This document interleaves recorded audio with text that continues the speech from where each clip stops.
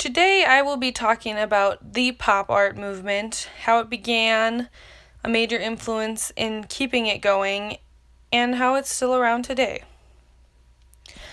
So we're going to start off with why. Why did pop art start? It was a way to challenge fine art traditions. It really spoke to the question, what is art and what should art be? Because they didn't think that art should have a definition, and art is what you make it. It was a play off Dadaism. They took symbols and images right off the streets in everyday life and mass reproduced them in different ways on canvas, on paint, screen printing. It was very a post-war optimistic movement. The war was very dreary, and pop art was a way to be optimistic about what was going to happen after the war, and our country was going to be stronger again. It actually began in the 1950s in Europe, but nobody really paid any attention to it. It caught on in the 1960s in New York and really became a movement then. Andy Warhol was a large leader in the movement. He really stuck with pop art the whole time he was alive and made art since he graduated college. Claes Oldenburg, James Rosenquist, and Roy Lichtenstein were also very big roles in the pop art movement. Claes Oldenburg is widely known. You guys have probably seen his spoon bridge sculpture or his giant badminton thing. It's like just a giant sculpture, and it's super cool.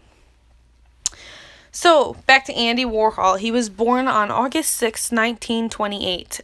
His original name was Andrew Warhola, but when he became an artist, he changed his name to Andy Warhola, and then he finally dropped the A, so it was shorter and nicer to him. He graduated from the Carnegie Institute of Technology in 1948.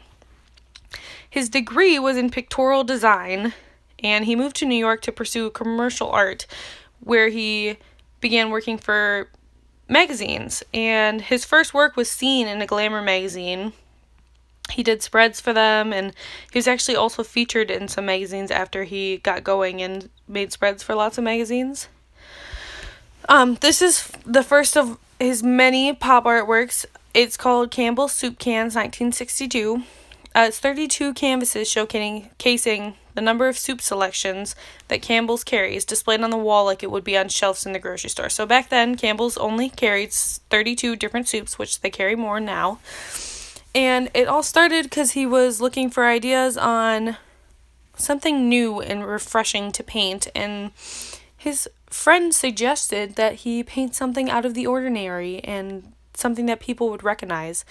So he started to paint a Campbell's soup can that he had bought a bunch of soup cans at the grocery store.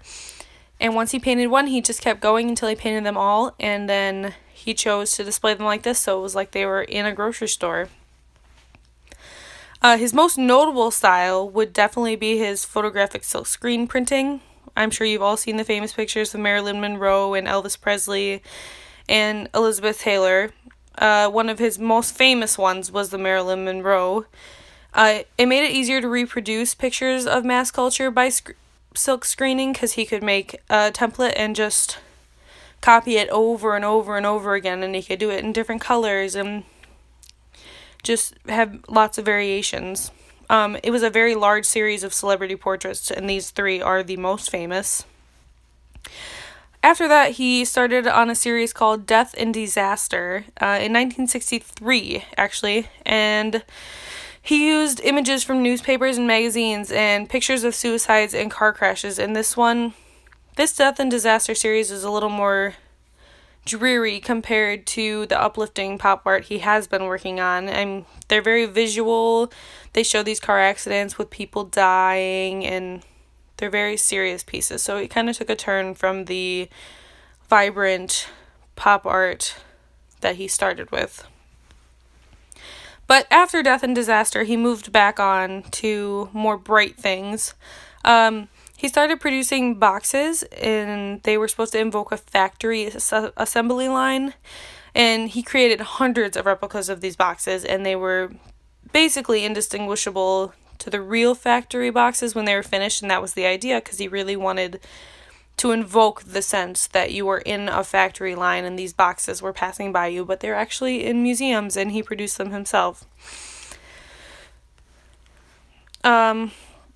So Andy Warhol had a huge change in his life in 1968. He was actually shot 8 times and he almost died. He was shot by a writer from one of his films that he produced, and it really scarred him physically and emotionally. And like I said, he almost died. And it also changed the way that he viewed and made his artwork.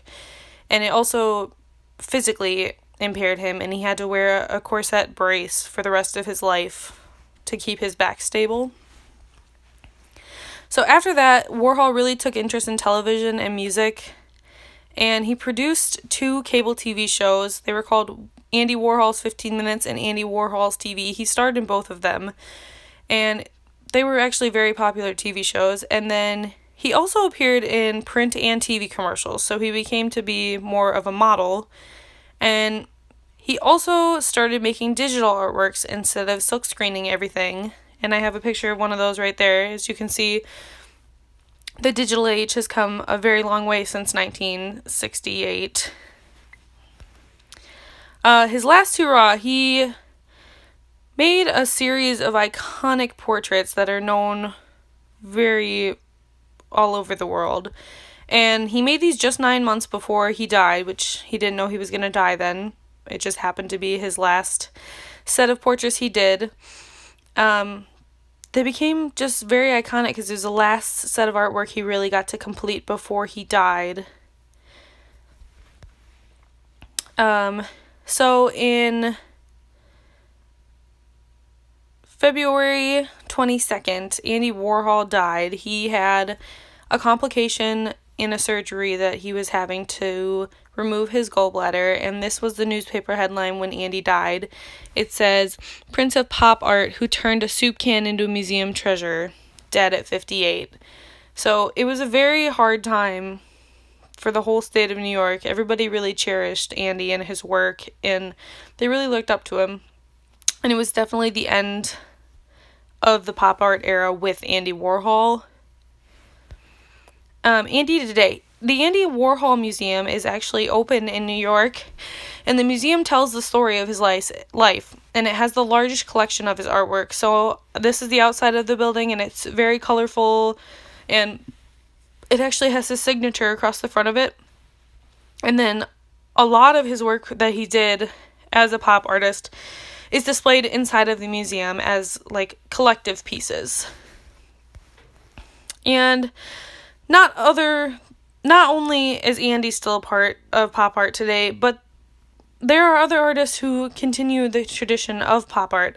Jeff Koons makes giant metal sculptures that reflect balloon animals or balloon flowers. He just does all sorts of them. And then the 2 on the right are 2 Japanese artists, Yayoi Kusama and Yoshito Nari.